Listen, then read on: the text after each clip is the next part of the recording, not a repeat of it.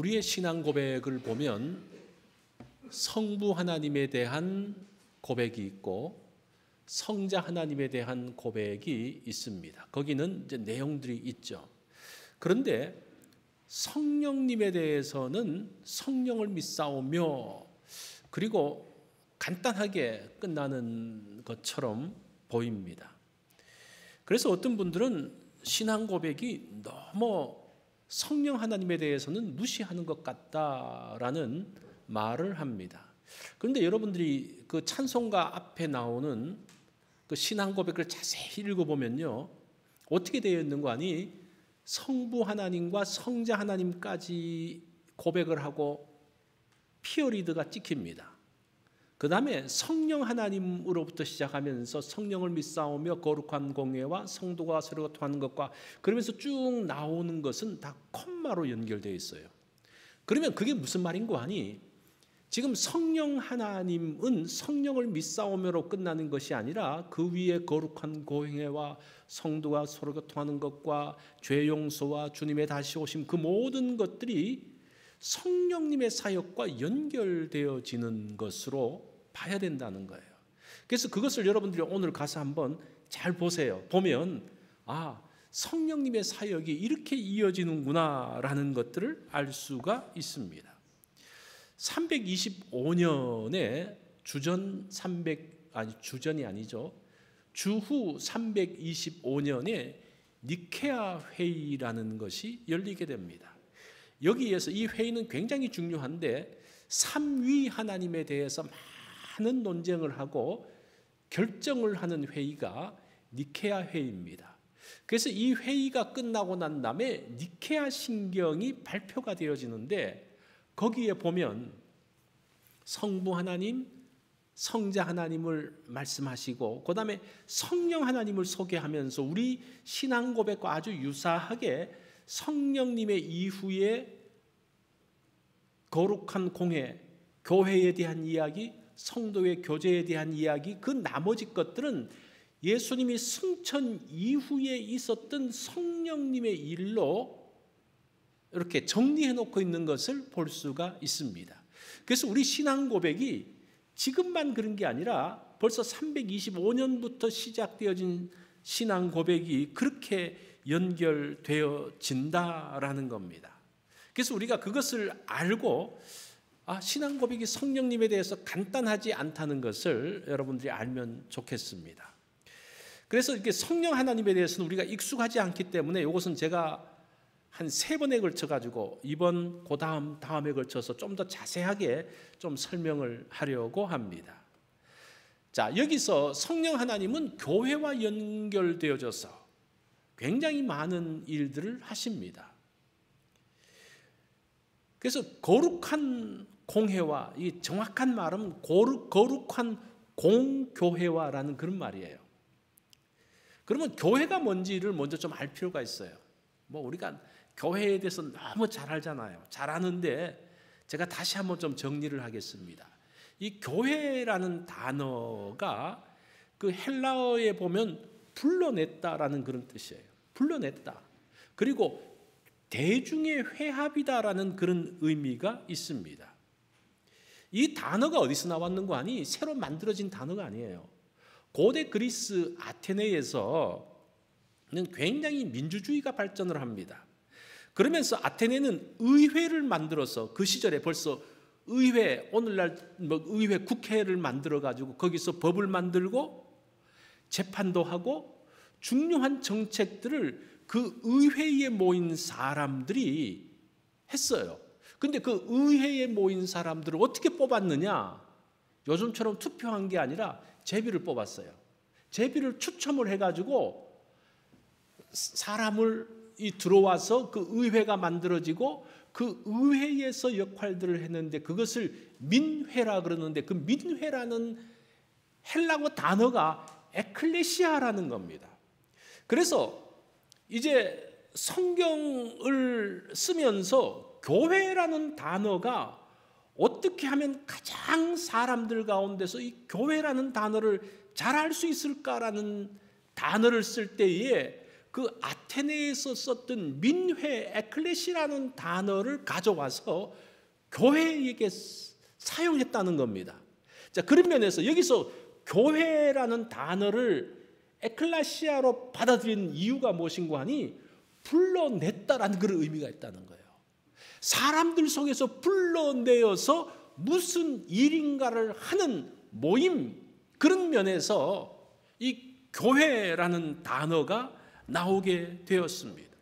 세상으로부터 믿음의 공동체 안으로 불러냄을 받은 사람이라는 뜻이에요. 근데 여기서 잘 보세요. 사람을 불러서 특별하게 구성했다는 의미도 중요하지만 이 사람들이 모여서 무엇을 하느냐가 더 중요하다는 거예요. 그래서 우리가 교회를 말할 때에 언제나 그러죠. 교회는 세상으로부터 불러냄을 받은 사람들이야. 우리는 하나님으로부터 부름받은 사람이야. 그것만 생각하는데 왜 불러냈는지를 아는 게 중요해요.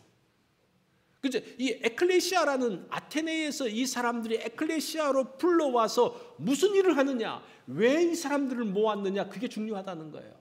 뭐 하기 위해서? 법을 만들고 그 도시를 다스리기 위해서 했는 거예요.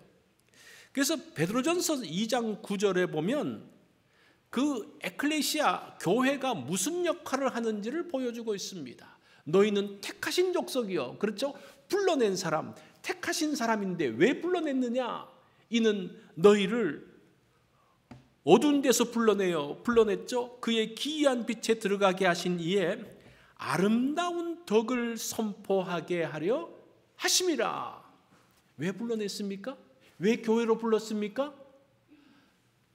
그리스도의 아름다운 덕을 말하기 위해서 불러냄을 받은 사람이라는 겁니다.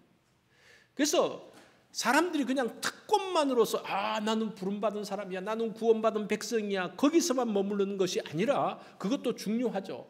그런데 거기서 머무르는 것이 아니라 이 사람들을 불러내서 무슨 일을 하느냐? 그리스도의 아름다운 덕을 보여주기 위해서 부름받은 사람이라는 겁니다. 그게 교회라는 거예요. 그래서 우리가 모여서 우리가 그 특권, 그 축복을 누릴 뿐 아니라 우리가 무슨 일을 해야 될지를 알아야 한다는 겁니다. 자, 이것이 교회예요. 자, 이렇게 교회가 무엇인지 정의를 하고 한번 들어가 보겠습니다. 그러면 거룩한 공교회라고 말할 때, 거룩한 공회라고 말할 때 이게 무슨 말인가? 한글 성경은, 한글 그 신앙 고백은 거룩한 공교회라고만 나와 있는데, 그 라틴어에서의 그 신앙 고백을 보면 4가지 단어가 있어요. 이게 무슨 말인가 하니 하나의 거룩하시고 보편적이고 사도적인 교회라는 뜻이라. 이게 거룩한 공교회의 내용입니다. 자, 이것들을 하나씩 살펴봤을 때에 교회가, 거룩한 교회가 도대체 어떤 교회인지를 알 수가 있습니다. 첫 번째는 하나인 교회를 말하고 있습니다. 교회가 하나님을 파괴하려는 공격들은 계속 있어 왔습니다. 특별히 고린도 교회를 보면요, 그 가운데서 계속 그 고린도 교회가 하나 되지 못하는 모습들이 있잖아요. 그 하나 되지 못하는 모습이 뭐예요? 범죄였어요. 거기는 음행도 있었고요, 여러 가지 좋지 않은 것들이 있었습니다. 그러니까 교회가 언제 공격을 받느냐? 교회 가운데 죄가 있고, 죄가 있을 때에 그 교회는 하나 되지 못하게 하는 공격을 받는 겁니다. 이거는 뭐 교회만이 아니죠. 가정에도 죄가 들어가면요, 둘 사이가 하나 되지 못하고 깨어지는 겁니다. 이 죄는 모든 것에 들어가서 깨는 역할들을 합니다. 자, 하나됨이라고 말했을 때에 우리 하나 되자 그러면서 서로 잘 지내자, 뭐 서로 마음 상하지 않고 이렇게 하는데, 그 사실은 하나됨이라는 것이 서로 잘 지내는 정도가 아니에요. 여기서 강조점은 무엇인가 하니 진리로 하나됨을 말하는 겁니다. 어떻게 하나 되어지냐? 한 사람을 중심으로 하나 되면요, 그 하나됨은 곧 깨어집니다. 하나 될 수가 없죠. 우리 간단하게 생각해 보면요, 부부 2사람만 있는데도 이 2사람이 어떻게 하나 되어지냐? 남편 중심이냐, 아내 중심이냐, 그것 때문에 갈등이 있잖아요. 그게 아니라 누구 중심? 부부가 어떠한지, 가정이 어떠한지를 말씀하신 하나님의 진리의 말씀 가운데 있으면요, 자동적으로 하나 된다는 그런 의미입니다. 고린도전서 12장 27절을 보면 이 교회의 하나됨에 대해서 간단하게 이야기해줘요. 너희는 그리스도의 몸이요 지체의 각 부분이라, 이렇게 말해요. 자, 몸으로서의 하나됨이에요. 그런데 그 머리가 누굽니까? 예수 그리스도를 중심으로 하나 되어지는 거예요. 그런데 몸을 보면요, 우리가 하나 된다 그러면 생각도, 그 모든 생각도 똑같이 해야 되고 말도 똑같이 해야 되고 다 똑같아야 된다고 말하는데, 사실은 지체를 보세요. 성경은 하나됨을 지체를 가지고 설명을 해요. 손의 역할과 다리의 역할이 달라요. 그죠? 눈의 역할과 귀의 역할이 달라요. 여기서 하나됨이라는 것은 무엇인가 하니 다른데 하나라는 거예요. 이게 중요해요. 획일적인 하나가 아니라 다양함 속에서의 하나를 이야기하고 있습니다. 여러분들의 생각이 다 똑같습니까? 다 달라요.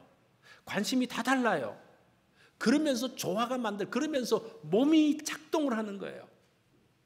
그래서 하나됨이라는 것은 다른 다양함 속에서의 하나됨을 말하고 있습니다. 그래서 여기서 언제나 기억해야 될 것은 무엇인가 하니 머리가 누구냐라는 겁니다. 몸은 아주 다양한 기능을 하는데 머리가 누구냐라는 거예요. 머리가 누굽니까? 예수 그리스도가 머리라는 겁니다. 그러면서 성도가 하나 되어지는 거예요. 그래서 우리가 하나 된다고 이야기했을 때 사람과 하나됨 이전에 누구와 하나됨을 봐야 되는 겁니까? 그리스도와 하나됨을 계속적으로 맞춰가야 되는 거예요. 그래서 우리가 그리스도와 하나됨을 맞춰가면 자동적으로 몸은 하나가 되는 것을 볼 수가 있습니다. 자, 이런 면에서 하나라는 겁니다. 두 번째는 거룩한 교회를 이야기합니다. 사람이 거룩에 대해서 오해하는 부분들이 있습니다. 교회가 거룩하다라고 할 때 오해되는 부분, 그것을 잘 보여주는 책이 C.S. 루이스의 스크루테이프의 편지입니다. 거기 보면 이런 내용이 하나 나옵니다. 이제 불신자가 내가 한번 교회 가봐야 되겠다라는 마음을 갖는 거예요. 그러면서 이제 교회를 갔는데 실망하고 돌아와요. 이 사람은 교회 갈 때에 그 교회는 거룩한 교회이기 때문에 거기는 다 성인들만 있는 줄 알았어요. 다 거룩한 사람들만 있는 줄 알았어요. 그런데 딱 가보니까 교회에 자기하고 똑같은 사람이 있는 거예요. 어떨 때는 자기보다 못한 사람도 있는 거예요. 이게 무슨 교회야? 교회가 거룩한 사람들이 모여 있어야 되지. 이게 뭐지? 그러면서 실망하고 돌아왔다라는 겁니다. 그러면서 그것이 사탄의 음모라는 거예요. 교회는 거룩한 곳이라고 생각하게 만드는 것이 사탄의 음모라는 겁니다. 왜냐하면 교회는 어떤 곳이기 때문에 사실은 거룩한 사람들이 모인 것이 아니에요. 거룩해지려고 하는 사람들이 모인 곳이에요. 죄인들이 모였는데 이 죄인들이 모였지만 거룩해지려고 또 정결해지려고 노력하는 사람들이 모인 거예요. 그런데 현재의 그 상황은 어떻습니까? 거룩하지 못한 거죠. 깨끗하지 못한 거죠. 온전하지 못한 거죠. 그래서 C.S. 루이스는 교회를 성인의 모임으로 생각하게 한 것은 사탄의 음모다. 그래서 사람들로 하여금 거룩하지 못한 사람들로 하여금 감히 교회에 들어오지 못하게 하고, 두 번째는 그래도 마음을 먹고 교회에 왔는데 거룩하지 않는 모습을 보면서 실망하게 만드는 거다, 이렇게 이야기를 해요. 그래서 거룩한 교회라고 말할 때에 중요한 것은 거룩하게 되라고 부르심을 받은 사람들의 모임이라는 거예요. 이 거룩함이라는 것은 특성이 아니고 목표입니다. 그 성격이 아니고 목표예요. 아마 이 거룩한 사람들은 다 천국에 가 있어요. 교회에 왜 있지 않아요? 자, 그것을 기억해야 된다는 겁니다. 그것을 잘 설명하는 것이 베드로전서 1장 15절입니다. 오직 너희를 부르신 거룩한 이처럼 너희도 모든 행실에 거룩한 자가 되라. 거룩한 분은 하나님이십니다. 그분처럼 너희가 거룩한 자가 앞으로 되어라라는 겁니다. 그래서 이곳에서 있는 사람들은 죄인들이 있어요. 죄인들이 거룩하게 하기 위해서, 정결하게 하기 위해서 있는 것입니다. 이 거룩이라는 뜻은 구별, 떼어놓음이라는 그런 의미입니다. 구별했다, 떼어놓았다라는 겁니다. 그래서 우리가 좀 더 잘 이해하려고 그러면 성찬식에 사용하는 빵과 포도주를 한번 생각을 해보십시오. 사실은 빵을 가져올 때 그 빵은 거룩한 빵은 아닙니다. 거룩한 포도주도 아니에요. 그냥 일반적으로 사용하는 빵과 포도주를 가져왔어요. 그런데 그것을 성찬을 위해서 구별하는 순간 그것은 거룩한 떡이 되어지고 거룩한 포도주가 된다는 거예요. 그래서 우리가 그것을 가지고 성찬식에 사용하고 이것을 끝나고 난 다음에 이거 어떻게 합니까? 잘 묻어서 버리잖아요. 그죠? 쓰레기통에 버리지 않고 땅에 묻어서, 왜냐하면 이미 구별해서 거룩해졌기 때문에 땅에 묻어서 빵을 버리고 포도주를 붓고 거기에 묻는 그런 면에서의 거룩이라는 겁니다. 하나님께서 성도들을 구별하여 떼어놓으신 이유가 뭡니까? 마태복음 5장 16절에 보면 그들로 너희 착한 행실을 보고 하늘에 계신 너희 아버지께 영광을 돌리게 하기 위함이다. 하나님께서 우리를 구별하신 이유가 뭐냐? 하나님께 영광을 돌리기 위해서라는 겁니다. 세상에 보면 착한 사람들이 선행을 많이 하죠. 이들은 원래 착해서 착한 행동을 하는 거예요. 그런데 그리스도인의 선행은 달라요. 부족해도 하나님 때문에 선행을 하는 거예요. 이게 그리스도의 선행이에요. 이 세상의 선행은 그냥 착하기 때문에 선행을 하는 거예요. 그냥 원래 그 사람 자체가 착해요. 이 베푸는 것을 좋아하는 사람이에요. 특성상.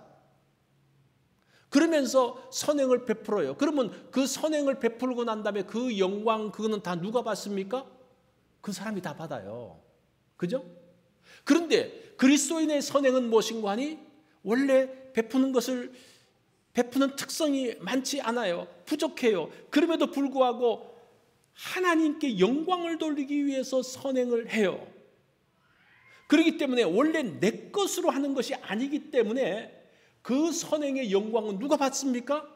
하나님이 받으시는 거예요.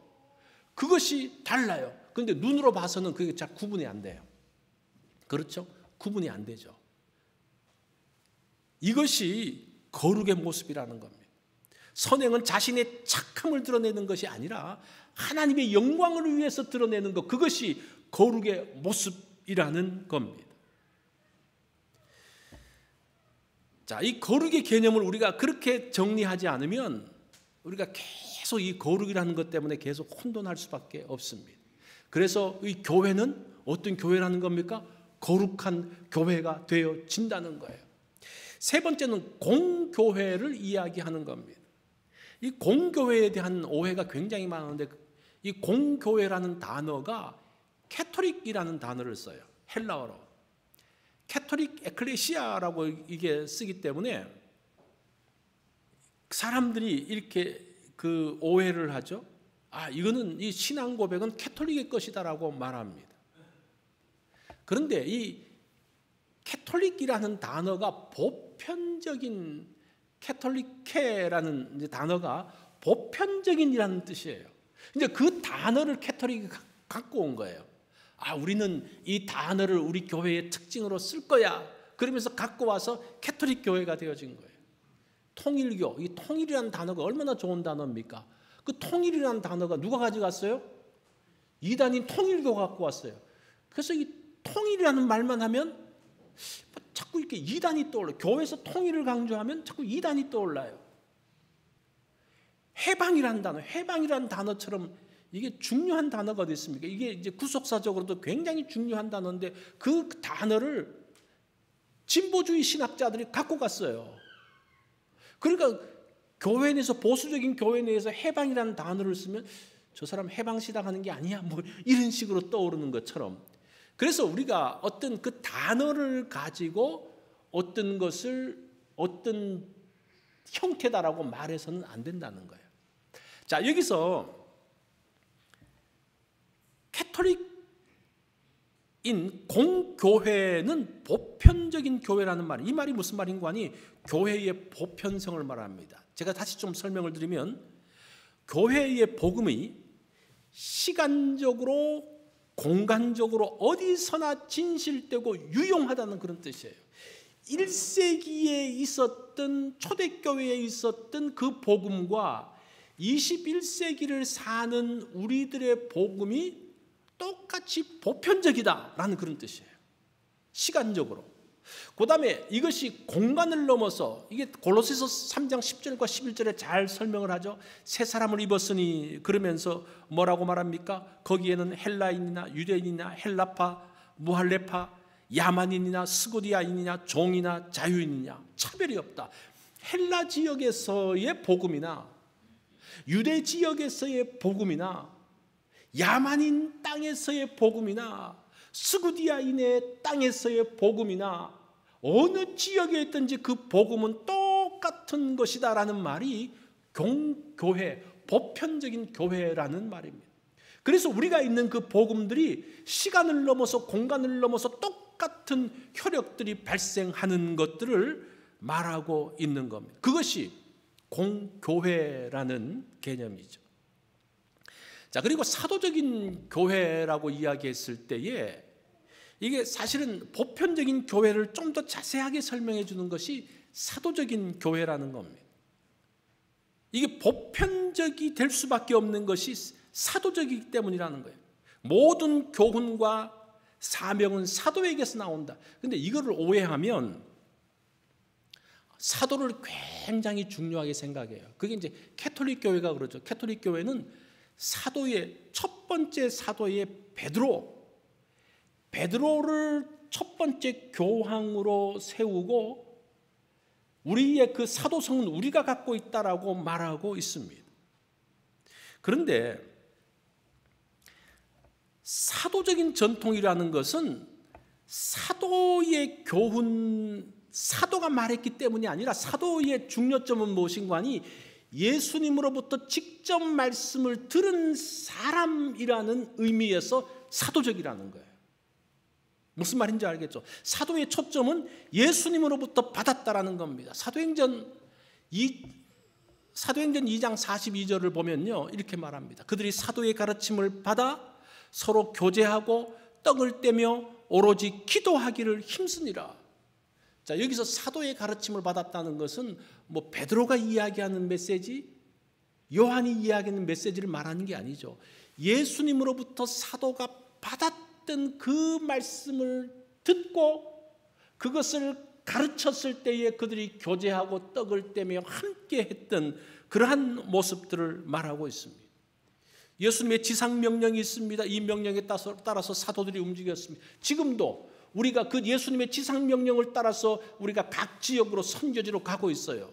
그 메시지를 보면 마태복음 28장 19절에 보면 이게 사도 마태를 통해서 주신 메시지입니다. 너희는 가서 모든 민족으로 제자를 삼아서 아버지와 아들과 성령의 이름으로 세례를 베풀고 내가 너희에게 분부한 모든 것을 가르쳐 지키게 하라. 자, 이게 마태의 메시지입니까? 마태의 메시지가 아니에요. 마태가 예수님으로부터 받았던 메시지라는 겁니다. 그런 면에서의 사도의 메시지라는 뜻입니다. 그래서 사도적 교회라고 했을 때에 예수님의 신실한 제자라는 그런 개념이 있습니다.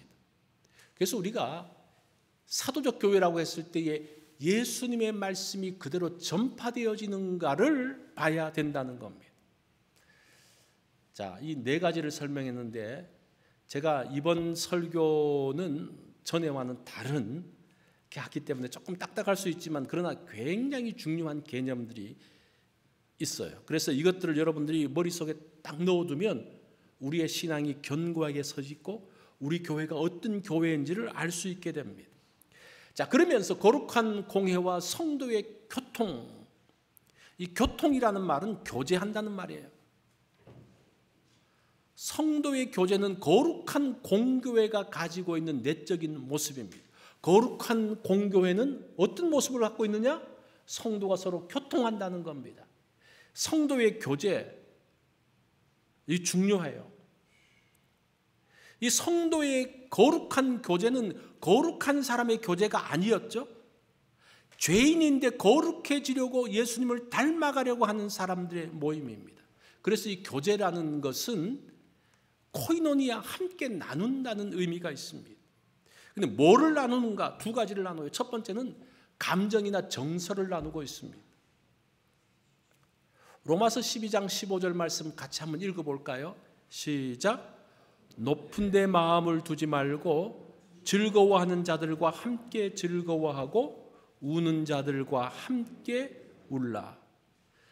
자, 여기서 첫 번째 교제는 우리가 감정과 정서를 나누는 겁니다. 즐거워하는 사람들과 함께 즐거워하고 우는 사람들과 함께 울라. 이 두 가지를 같이 하라는 겁니다. 이 말을 한마디로 말하면요, 공감이라고 말할 수 있어요. 공감하는 거.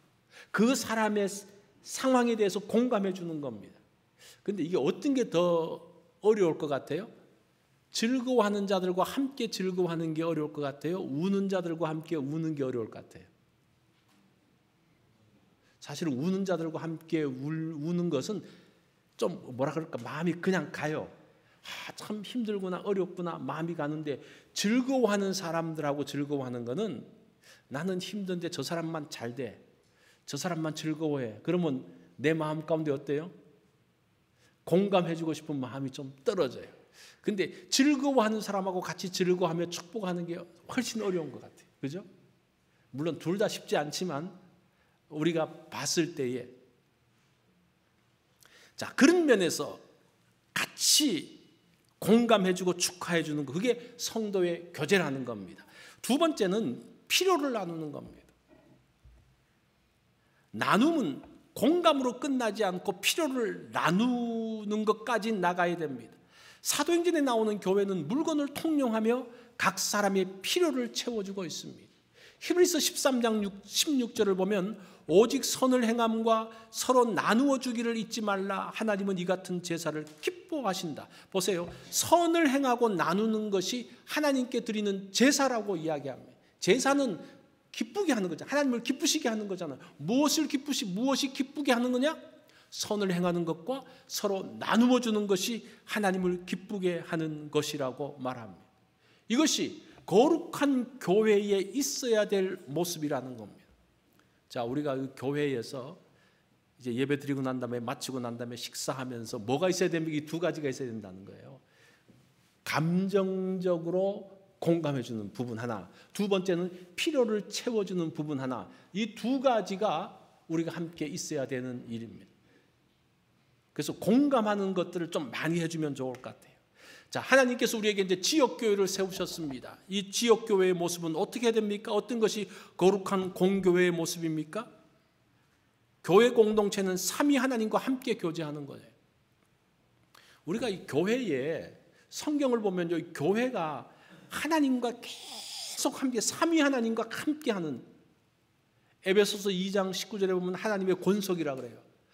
그리스도의 몸을 세우는 곳이라고 이야기합니다. 그것이 성자 하나님과 연결되죠. 그리스도의 몸, 성령 하나님이 거하실 처소가 교회, 우리 성도들의 모습이라고 이야기를 합니다. 뿐만 아니라 교회는 구원받은 하나님의 종말론적 공동체라고 이야기합니다. 자, 보세요. 교회는 이 종말론이라고 이야기했을 때에 감사하는 마음으로 예수님의 초림을 생각하는, 예수님의 초림을 통해서 구원이 우리에게 왔다라는 것을 아는, 그래서 감사하는, 두 번째는 소망을 가지고 예수님의 재림을 아는, 그런 면에서 종말론적인 공동체라고 하는 거예요. 그래서 우리는 감사와 소망이 함께 있는 겁니다. 세 번째는 우리 교회는, 지역교회는 성령님이 일하시는 현장입니다. 사람들이 하나님을 볼 수 있습니까? 하나님을 자꾸 보여달라 그래요. 그죠? 하나님을 어떻게 보여줍니까? 하나님을 보고 느끼려면 교회에 와야 돼요. 왜냐하면 그 교회 속에 삼위 하나님이 계시기 때문에. 그래서 교회에서 하나님이 일하시는 것을 보여주어야 됩니다. 이 성도의 교제 가운데서 하나님의 손길을 보여주어야 합니다. 우리의 대화 가운데서 하나님의 일하시는 것을 볼 수 있어야 됩니다. 여러분들이 대화하는 가운데서 하나님께서 역사하시는 것들을 봅니까? 사람들이 와가지고 교회에서 하나님이 역사하시고 일하는 것을 보기를 원하는데 교회에서의 대화가 어떤 대화가 되어져야 될까요? 한번 잘 생각을 해보세요. 그래서 우리가 성도들이 교회에 함께 모여서의 대화는 세상에서의 대화와는 달라져야 된다는 거예요. 그래야만이 믿지 않는 사람들이 와서 이 교회에 정말 하나님이 일하고 계시는 것을 알 수 있네라는 것을 느낄 수 있어야 되는 거예요. 그러니까 여러분이 잘 생각을 하셔야 됩니다. 교회 와서 그냥 함부로 말할 수 없는 게 그런 이유 때문이에요. 그 교회의 특별함이 이 가운데 담겨져 있다라는 겁니다. 사도행전 4장 43절에 뭐라고 말합니까? 사도들로 말미암아 기사와 표적이 나타나는데 사람들이 그걸 보면서 두려워해요. 왜 두려워합니까? 하나님이 일하시는 걸 보면서 두려워해요. 그래서 이 교회에 와서 사람들이, 믿지 않는 사람들이 와서 교회에 하는 것들을 보면서 하나님을 두려워하는 그런 일들이 일어나야 한다는 겁니다. 그게 지역 교회 가운데서 성령님이 일하시는 현장의 모습이라는 겁니다. 그래서 우리가 한 주일 동안 어떻게 지냈는지 안부를 말할 때에 하나님께서 나에게 어떻게 역사하셨는지를 말한다면 정말 그 대화는 하나님을 드러내는 대화가 될 수가 있다는 거예요.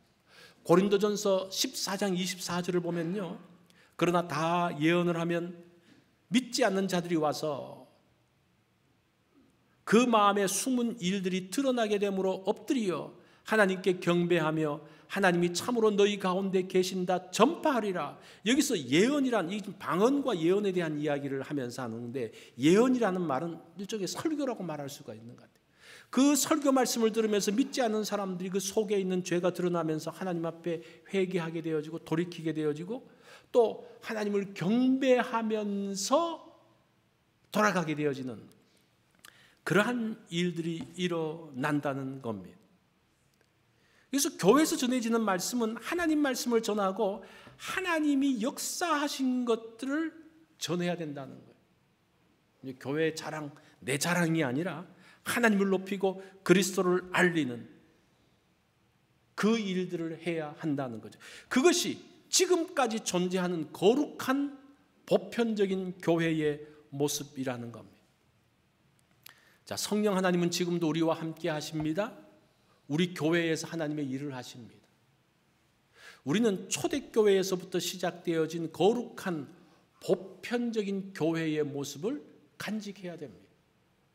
그래서 우리가 이런 부분들, 제가 4가지로 말씀드렸던 그 부분들이 중요한데, 거룩할 뿐만 아니라 보편적인 그 복음의 모습들을 간직하는, 그래서 우리 교회에서 선포되는 말씀 가운데 성령님이 함께 하심을 볼 수 있는, 또 우리 성도들의 교제 가운데서 성령님이 함께 하심을 보는, 또 우리 교회를 통해서 성령 하나님이 지금도 일하신다는 것을 보는 그런 교회의 모습, 그것이 거룩한 공교회에 대한 고백이라는 겁니다. 그래서 우리 교회는 성령님이 함께 하심을 드러내는 교회. 그래서 성령님이 함께 한다고 했을 때 사람들이 자꾸 오해하는 게 있잖아요. 그죠? 그런 것이 아니라 지금 성경에서 말씀하고 이제까지 우리의 신앙의 선배들이 초대교회부터 고백했던 그 성령님의 일하심을 간직하는 그런 교회가 되어져야 된다는 거예요. 그래서 우리가 생각하는 막연한 지식을 가지고 이 교회에 성령님의 역사가 있어 없어? 라는 것, 그게 아니라 말씀 가운데서 우리 신앙의 선배들의 신앙 고백 가운데서 성령님의 역사하심을 보는 그러한 교회가 되어지기를 바랍니다.